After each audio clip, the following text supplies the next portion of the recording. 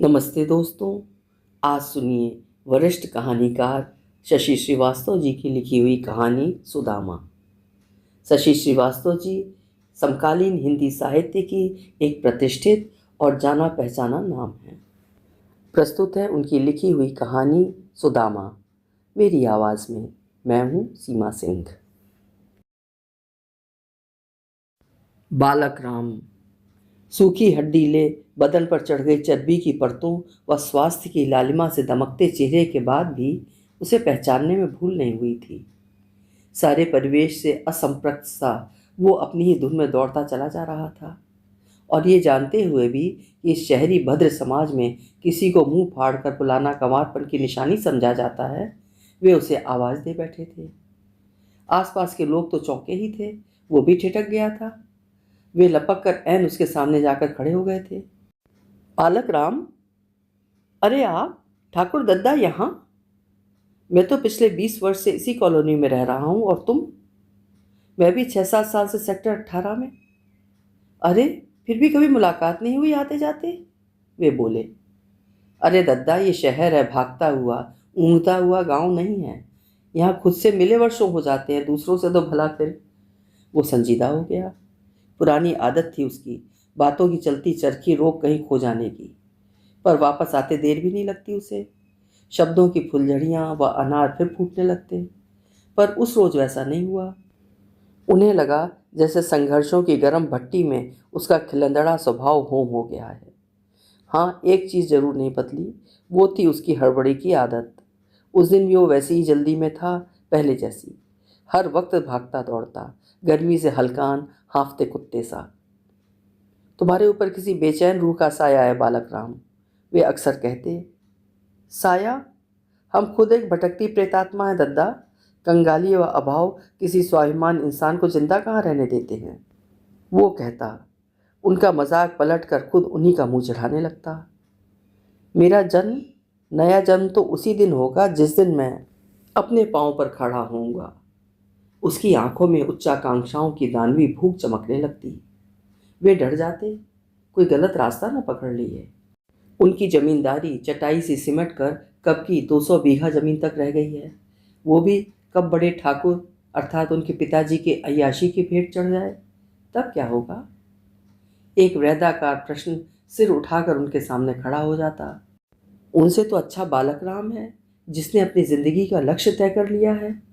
एक वो हैं जिनके कंधों पर सवार वैभवशाली अतीत का प्रेत निरंतर उनसे अपने पुनर्वास की तारीख पूछता है। आखिर इस मामूली एमए बीए की पढ़ाई में वे ऐसा कौन सा अलादीन का चिराग हासिल कर लेंगे जो उन्हें उनका हक वैभव लौटा देगा। उन्होंने जिस सुख समृद्धि में आंखें खोली, वो धीरे धीरे रेत सी उनके हाथ से फिसलती गई, और बालक राम ने गरीबी और कंगाली के बीच जन्म लिया, जो आज भी साए सी उसके साथ है। वे भोगी हैं और वे भूखा, इसीलिए कुछ भी पाने या करने का उस जैसा जुनून उनके पास नहीं है। यही नहीं, वो तो शहर आते वक्त रास्ते में पड़ने वाली नदी में अपने जाति सूचक चिन्ह शिखा और जनेऊ तक प्रवाहित कराया था। जब ये इंसान को एक वक्त की रोटी तक नहीं दे सकते, तब इन भग्नावशेषों को ढोने का फायदा? ऊपर से पैरों में बेड़ियां और डाल देते हैं, ये करो ये ना करो, वो कहता। उसके जुनून की हद तो तब हो गई जब वो अपना सिर मुंडवा कर फीस माफ़ी का फॉर्म ले अश्रुपूरित आंखों से अपने पिता की अकाल मौत की कहानी सुनाकर प्रिंसिपल साहब से फीस माफ़ करा लाया। अरे ये क्या? वे चौंके तो बोला, फिर क्या करें? पिता और जाति के नाम पर पट्टा गले में लटका कर भीख मांगे जाकर? दे दाता के नाम? वो भिखारियों की तरह पास रखी थाली बजाने लगता। उसे भूख बहुत लगती। खाना खाने के कुछ ही देर बाद भूख भूख चिल्लाने लगता। अक्सर उनकी अनुपस्थिति में उनके हिस्से की रोटियां भी खा जाता। वे पूछते तो कहता, महाराजे ने कम बनाई होंगी, या हम ही गिनना भूल गए होंगे। क्या करें दद्दा, खाने बैठते हैं तो गिनना भूल जाते हैं। ये साली भूख भी और चीज़ों की तरह गरीबों को ज़्यादा ही सताती है। रोटी चोर कहीं के साले, तेरे पेट में कोई राक्षस तो नहीं बैठा है? एक नहीं, पूरी फौजी बैठी है, और हम उन सब भूखे राक्षसों के राजा हैं। हो हा हा करता वो दानवी हंसी हंसता। मन्नू पांडे उसके पिता 6 बच्चों समेत 8 जनों के वृहद परिवार के लिए 2 जून की रोटी ही मुश्किल से जुटा पाते। गांवों में गिने चुने परिवार ही कथा वार्ता कराते या शादी ब्याह मुंडन छेदन की साइड बिचराई सीधा पा जाते। बस आमदनी के अकिंचन से स्रोत में बच्चों की पढ़ाई लिखाई की बात ही क्या सोचनी। वो तो बालक राम अपनी मेधा व प्रबल इच्छा शक्ति के बूते ही गरीबी व अभावों के राक्षसी पंजों से खुद को छुड़ाकर शहर तक ला पाया था। तुम कैसे यहाँ? कस्बे के इंटर कॉलेज तक और बात थी, पर शहर आकर पढ़ना, वो भी बालक राम के लिए कल्पनातीत था उनके लिए। उसे झट उनके पैर पकड़ लिए थे। अरे रे पंडित होकर तुम मेरे, अपने पैर छुड़ाते हुए बोले। ठाकुर दद्दा, बस जरा सिर छुपाए भर की दरकार है, अपना खाने पीने का जुगाड़ कैसे भी कर लेंगे। रहने की एवज हम तुम्हारी चाकरी करेंगे, जो तुम कहोगे, पैर दबाने से लेकर जूते पालिश करने तक सब कुछ। उसने हामी में गर्दन हिलाने के बाद ही उनके पैर छोड़े थे। दूसरे दिन वो सचमुच एक चमकते रिक्शे की घंटी टनटनाता उनके सामने था। वे उसके जुनून के कायल हो गए थे, पर ऊपर से झिड़क दिया था। देखो बालक राम, मेरे साथ रहना है तो ये सब नौटंकी नहीं।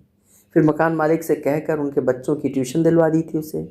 उन 50 रुपयों में वो अपने हिस्से का आटा दाल रख देता, बाकी चाय नाश्ता आसपास के 4-6 घरों में मिल जाता। वो किसी चाची की सब्जी लाता तो किसी मौसी का दूध, तो बस छूट जाने पर किसी भाभी जी के बच्चों को स्कूल छोड़ आता। वो अपनी जादुई वाक कला के कौशल से मिनटों में लोगों के घरों ही नहीं, दिलों तक में जगह बना लेता। अक्सर महाराजें नहीं आती, तब उन्हें होटल की शरण लेनी पड़ती। आज का आटा तो बचा ही, ऊपर से इतना स्वादिष्ट खाना। लंबी सी डकार लेकर कुछ ही पल्लों में खर्राटे लेने लगता वो, और वे मन ही मन होटल वाले को गरियाते, पनियल दाल से बेस्वाद हो गए जायके को हाजमोला की गोलियों से बहलाते नींद का आह्वान करने लगते थे। कभी दूध फट जाने पर चाय की तलब और जोर मारती, वो चुटकी बजाता और 2 कप चाय ले आता। कभी पुरखों का व्यवसाय अपनाकर, कभी कथा या अखंड रामायण करवा कर 4-6 दिन खाने पीने लायक रसद पानी जुटा लेता। एक बार उनके पैसे खत्म हो गए थे और फीस भरने की आखिरी तारीख थी। वो जाने किस जुगाड़ से उनकी फीस का इंतजाम कर लाया था।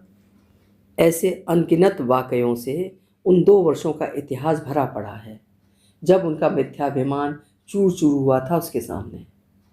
बीएससी करते ही उसने लेदर टेक्नोलॉजी कोर्स में दाखिला ले लिया और वे गांव आकर कंपटीशन की तैयारी करने लगे। इधर वे दिशाहीन मुसाफिर से भारी भरकम लक्ष्य का बोझ उठाए नामालूम मंजिल की तलाश में भटक रहे थे। उधर उसने अपना कोर्स पूरा कर किसी जूता फैक्ट्री में नौकरी भी कर ली। पंडित जी को पता चला तो उन्होंने उसे खबरदार करवा दिया कि गांव में पांव रखा तो बाप का मरा मुंह देखोगे। पंडित जी नहीं जानते थे कि वो क्या और कैसी पढ़ाई कर रहा है, अतः वो उस दिन की उम्मीद में बैठे थे जब वो अपनी पढ़ाई पूरी कर उत्तराधिकार में उनकी प्रोताही संभाल लेगा।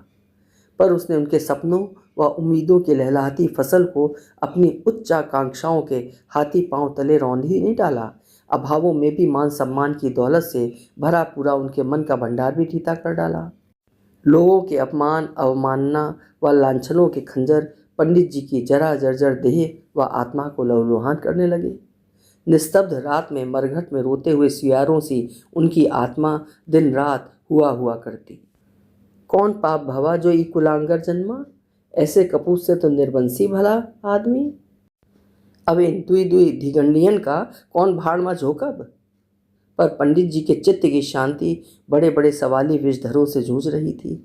उधर उसने उसी जूता फैक्ट्री के मालिक की बेटी से ब्याह कर रही से ही कसर भी पूरी कर दी। तानों उल्हानों की तेजाबी बौछार से घायल आत्मा के साथ रोटी का सवाल और खड़ा हो गया।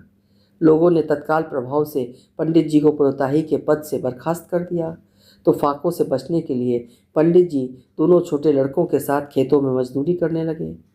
पर लोगों की व्यंग्योक्ति कटुक्तियों के कांटे फिर भी चुभते रहते उन्हें। बिरादरी से तो निकाल ही दिया गया था।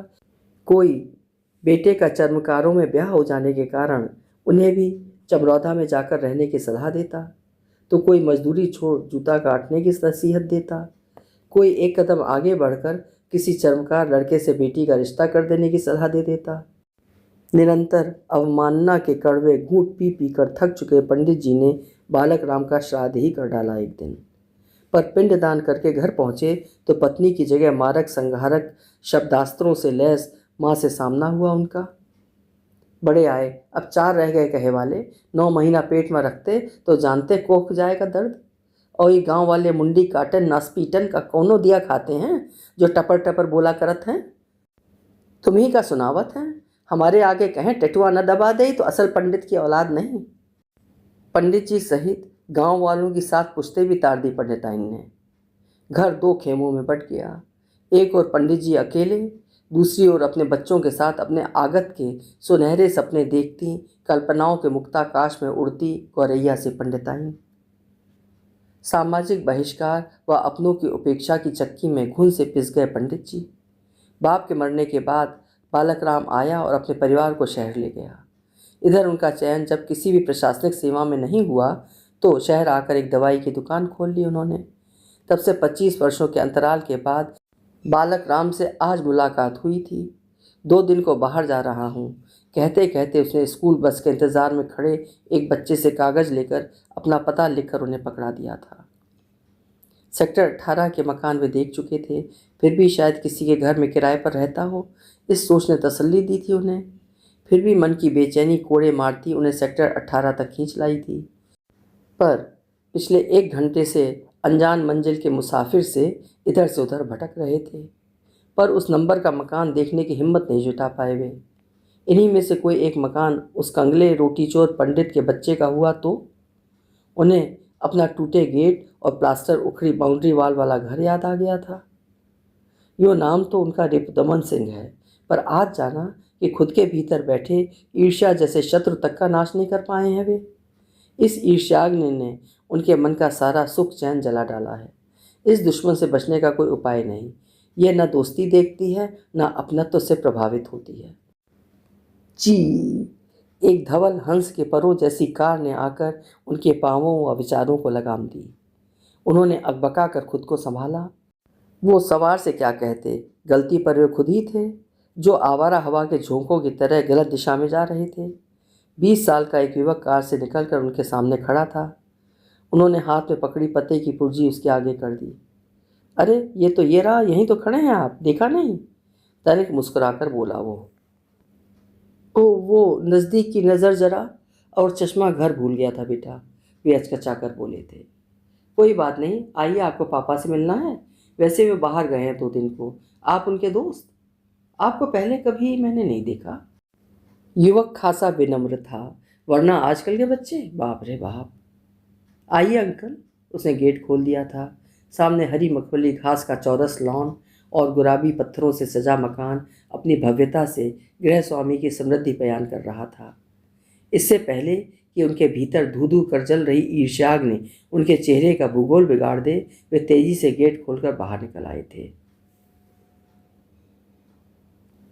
अभी आप सुन रहे थे वरिष्ठ कहानीकार शशि श्रीवास्तव जी की लिखी हुई एक यथार्थवादी कहानी सुदामा। उम्मीद है कहानी आपको अच्छी लगी होगी। कल फिर मिलते हैं। कहानी सुनने के लिए धन्यवाद।